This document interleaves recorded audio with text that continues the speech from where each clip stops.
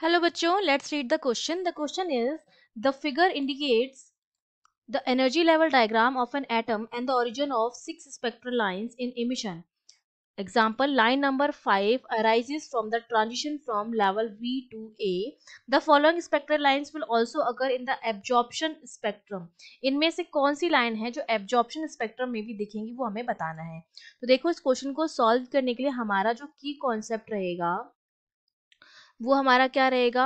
Absorption spectrum हमें तब मिलेगा जब ट्रांजिशन जो हो रहा होगा हमारा, वो कहाँ से कहाँ हो रहा होगा. जब ट्रांजिशन हमारा होगा एक्साइटेड स्टेट से ग्राउंड स्टेट में. ठीक है, ट्रांजिशन जब एक्साइटेड स्टेट से ग्राउंड स्टेट में होगा.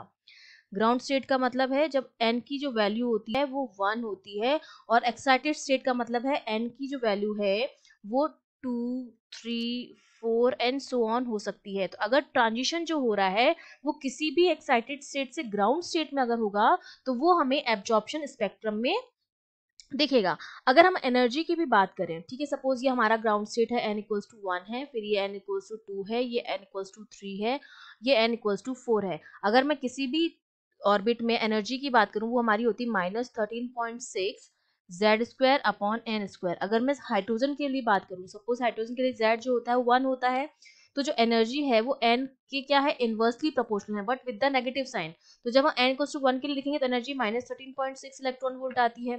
फिर n इक्वल्स टू 2 के लिए -3.4 इलेक्ट्रॉन वोल्ट आती है, फिर इसके लिए -1.51 इलेक्ट्रॉन वोल्ट आती है, एंड सो ऑन. तो देखिए, एनर्जी जो है वो हमारी क्या है, बढ़ती जा रही है. ठीक है, जैसे जैसे n की वैल्यू जो है वो इंक्रीज हो रही है, एनर्जी जो है हमारी वो भी क्या हो रही है, इंक्रीज हो रही है तो वो इनवर्सली प्रोपोर्शनल, लेकिन विद द नेगेटिव साइन. तो जब n की वैल्यू बढ़ेगी तो एनर्जी भी हमारी बढ़ेगी.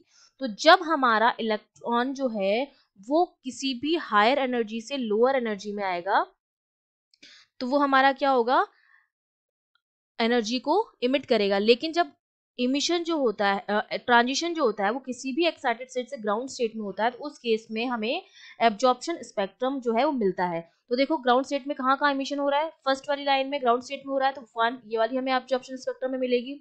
सिमिलरली सेकेंड वाली लाइन कहाँ से आ रही है, बी से एक्स, मतलब ग्राउंड स्टेट में आ रही है, इसमें हमें मिलेगा.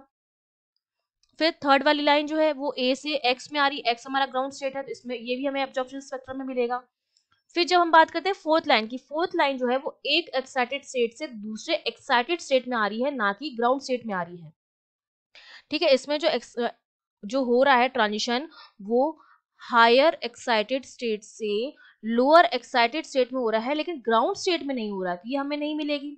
सिमिलरली B2A वाली भी नहीं मिलेगी और C2B वाली भी नहीं मिलेगी, क्योंकि इनमें ट्रांजिशन जो है वो हायर से लोअर एक्साइटेड स्टेट में तो हो रहा है, लेकिन ग्राउंड स्टेट में नहीं हो रहा है. तो हमें सिर्फ 3 लाइन मिलेंगी हमारे एब्जॉर्प्शन स्पेक्ट्रम में, which is 1, 2 and 3. That means C option जो हो जाएगा वो हमारा बिल्कुल करेक्ट हो जाएगा. I hope you understood well. All the best.